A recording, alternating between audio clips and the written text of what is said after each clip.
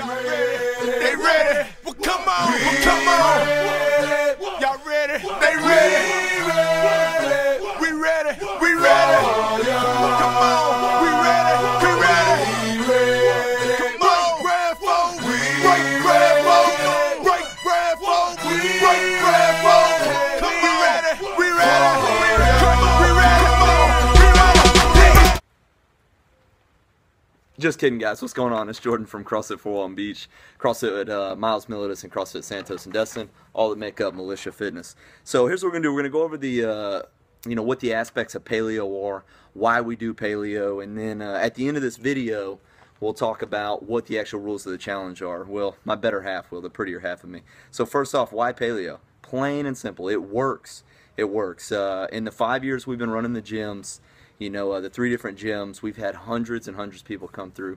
And the one thing that absolutely gets the best change is Paleo. And why? Well, it gets the greatest health change.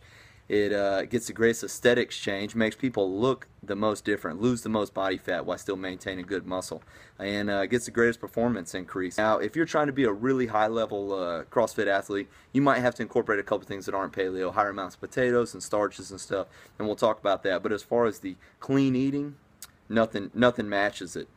So first off, why do we eat Paleo? Well, there's really 2 reasons. And the reason why is we want to control the amount of insulin you have, because as your insulin goes up, you start to drive in blood sugar. And as your blood sugar continues to get driven into your fat cells, it just makes you fatter. That's pretty obvious. So the more that you can control your insulin, a storage hormone in your body, the more that you're going to be able to keep your body fat down and keep your muscle at its highest. And the second reason we do it is because of high inflammation. We want to try to control your inflammation as much as possible. Inflammation is not a bad thing when reacting to a pathogen, but it is a bad thing when reacting to our own body. Okay? And so, before we push on to what you can and can't eat, let's talk about how your body actually digests carbohydrates. And so I'm going to flash up a little picture, and here it is right here. And in this picture, you can see that the majority of your sugar gets used by your brain, by your muscle, by your kidneys, and some of it gets used by your muscle and some of it gets stored in your muscle, and then the last remaining amount gets stored as glycogen in the liver, and then you can see that only 2 grams out of those, or 2 calories out of those 90 actually get stored as fat. So that's a normal amount, okay? And here's the deal. With Paleo, the reason why you want to eat like that is because it prevents you from taking in too much sugar. And when you take in too much sugar, here's how it cascades down. So instead of this 80% getting used by your body, right, and then the remaining 15% getting used by your liver, and only about 5 to 2% getting used by triglycerides, this is on a normal amount, 100% of a normal intake. Here you can see what happens when you eat something like bread, that instead of having 90 calories worth, it has 180 calories worth. You have this many calories left over for fat. Cool. So now we're going to take a look at what is okay, what we do eat in Paleo. It's pretty simple. We eat meats and vegetables, nuts and seeds, some fruit, little starch, no refined sugar. So what meats can we eat? Any kind of unprocessed meat is fine. Sandwich meat, if you're talking about something like that, it is a little processed. The reason that we don't want to eat sandwich meat is because there's a lot of nitrates in it. If you are going to eat sandwich meat during this challenge, go get you some boar's head. It's gluten-free, it's nitrate-free, or it's MSG-free. It's a lot cleaner version if it's what you got to eat on the go. With that, animals nowadays, what they consume is a lot of grain diets, a lot of corn, a lot of stuff that causes their fats to have really high amounts of omega-6s in it. So if you're eating a grass-fed animal, you don't really have to worry about the fat. But if you're not eating grass-fed animals, then you need to probably cut a lot of the fat off of the meat. And the reason why is it retains so many omega-6s. So what's the big deal with omega-6? Check out this picture right here. This is what the normal ratio for an omega-3 to an omega-6 should look like. It's just a 1 to 2. Okay? Well, cancer starts to develop at about a 1 to 6. The average American diet has us at about a 1 to 40. That means you have 1 part omega-3 to 40 parts omega-6s. And the reason why is we're eating fat from these animals that are eating food that they just shouldn't eat. Instead of, they should be free-range animals that eat whatever, and they eat all this grain-fed stuff that's not good for them and causes their omega-6s to go way up. So as a rule for this challenge and health, we don't want to eat animal fat that just comes from what we call the industry, that's not a free-range animal of some sort. You want to try to cut that fat off, and if you are going to take an omega supplement, you want to take something that has at least 1,500 milligrams of EPA and 1,200 milligrams of DHA. So just look on the back and you can see some of that.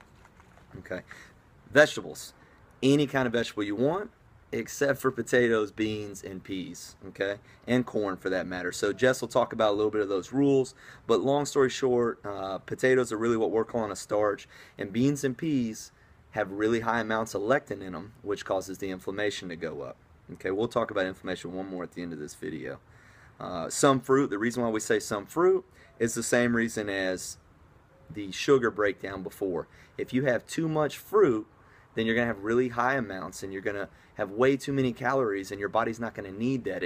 Eating more fruit doesn't cause the demand for sugar to go up, but it does cause the supply to go way up. And when that happens, then you're just going to have too much sugar and there's nowhere for it to process except for to go to fat. Little starch, that's going to be sweet potatoes. That's what we're talking about in this thing. We don't want you to eat a ton of sweet potatoes for this challenge. You can have a little bit, but not too much.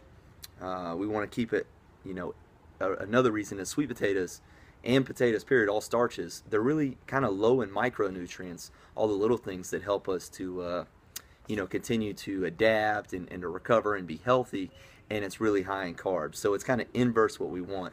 We want you to have lots of micros, like in vegetables and sweet potatoes and stuff, and micros and low macros, and starches are pretty much inverse to that. Nuts and seeds, they're going to be good healthy fats. They're going to help you make hormones. They're going to help you burn body fat. We want you to eat lots of nuts and seeds except for peanuts. You can have some avocado.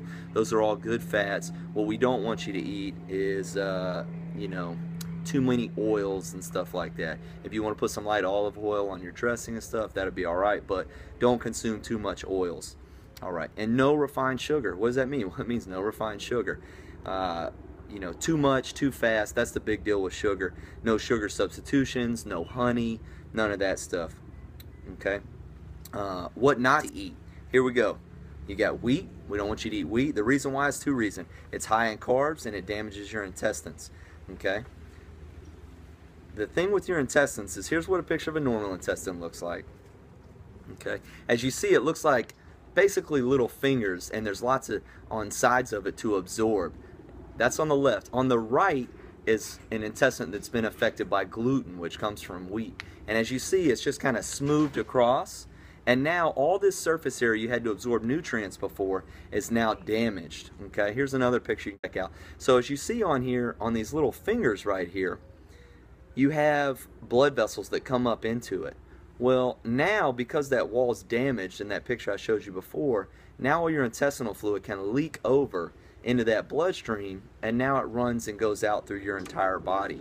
And when that happens, when the stuff that's inside your intestines and all this unprocessed food starts to leak into your bloodstream, that's what really causes this giant amount of inflammation, because your body sends in all these antibodies to try to attack this stuff. Well, this starts to congregate at your joints and give you arthritis, starts to congregate in your blood vessels and give you atherosclerosis and arteriosclerosis and heart disease. It starts to congregate in your organs, and now your body starts to attack its own organs and give you autoimmune diseases like celiac and lupus, and it gives you cancer. Cancer is a type of autoimmune. If you don't know it, basically cancer just is reproducing cells that are damaged. That's it. It continues to produce damaged cells to the point that it kills you. It overtakes the normal function of your body. Okay, so the next thing we don't want you to eat is beans and peas, and they both contain lectin. Not as bad as gluten, but pretty bad for you, so we don't want to eat those either. Rice, we don't want to eat rice because it's high in carbs. Too many carbs is going to be too much insulin, which is going to be too much body fat. Okay, rye and barley, same thing. Milk or dairy products and sugar, the same thing. Milk has a little bit of inflammatories to it, but it has a ton of sugar. Also, any type of juice. We don't want you to have juice because you take this stuff that would not be digestible. You wouldn't be able to eat 5 apples worth. You grind it down and you make juice. In one sitting, you can drink down 5 things of apples, and it's just otherwise not consumable. Okay, so the cool thing about paleo is through this whole challenge, you don't have to worry about, am I eating enough carbs or not enough carbs? If you eat meats and vegetables, nuts and seeds, some fruit, little starch, and no refined sugar, you're going to get plenty of micronutrients to help you change, adapt, get rid of body fat, and you're going to get plenty of carbs, and you're not going to be able to overeat. An apple only has, an organic apple has about 12 to 15 grams of carbs. Okay, if you sit down and eat a ham sandwich, it's going to have anywhere from 30 to 50 grams of carbs. Okay, you can't eat, you maybe can, it'd be harder to eat 3 apples, 45 grams of carbs, than it would be 1 ham sandwich. So it has a natural limiting effect. Nature's already set up like that where you won't overeat. So through the whole challenge, don't sweat, did I eat too much, did I not eat too much? Just eat clean, eat paleo, eat what we're asking you to eat, and you'll make huge differences. Jesse will go over some more specifics right now. Hey guys, hope you're excited to participate in the Paleo Challenge of 2014. Now let's go over the rules. Remember, this is 30 days of strict paleo. So what does that mean? Let's go over the things that we can eat for the next 30 days. You guys can eat plenty of meats, plenty of lean meats. You also can eat plenty of vegetables, fresh or frozen, except potatoes, corn, or beans. You can supplement with nuts and seeds, such as almonds, sunflowers, except peanuts. You can also add in healthy fats, avocado, olive oil, coconut oil, flaxseed oil. You also can eat some fruit, but remember to keep that in moderation, approximately 1 to 2 servings per day, and no fruit juice. Okay, here's what you guys want to hear. What to avoid for the next 30 days. You want to start by avoiding grains. What that means is no wheat products, no corn products, rice, pasta, bread, oatmeal, or cereals. You also want to refrain from sugar. No sugar or artificial sweeteners, such as Equal, Splenda, stevia, agave nectar, pure cane, corn syrup, fructose, honey, maltodextrin. You want to refrain from that junk food, so no desserts such as cakes or cookies. Also, no legumes or beans. So no peanuts, no lima beans, no kidney beans, no black beans. Also, refrain from eating or drinking any dairy for the next 30 days. And of course, no alcohol. Okay, so if you're ready to do the challenge, tomorrow when you come to the gym, any location, any class time, you're going to ask your coach for a sign-up sheet. You will then get a sign-up sheet. The coach will take your before measurements. You will complete the workout for the day. That's the baseline workout. Now, either in the morning or after the workout when you go home, you need to take your before photos. We want a photo from the front, from the side, and from the back. Now remember, wear the same outfit for your before and your after photo. Then, upon completion of the next 30 days, March 18th, we will do the same thing again. We'll take your after measurements, you'll complete the workout, and you'll take your photos. Remember, there's a $10 buy-in. So tomorrow, you need to bring your $10. You'll give it to the coach at any location. The winner at Fort Walton, Destin, or Miles will receive all the money in the pot. Good luck, guys. I know you can do it. I'm sexy and I know it.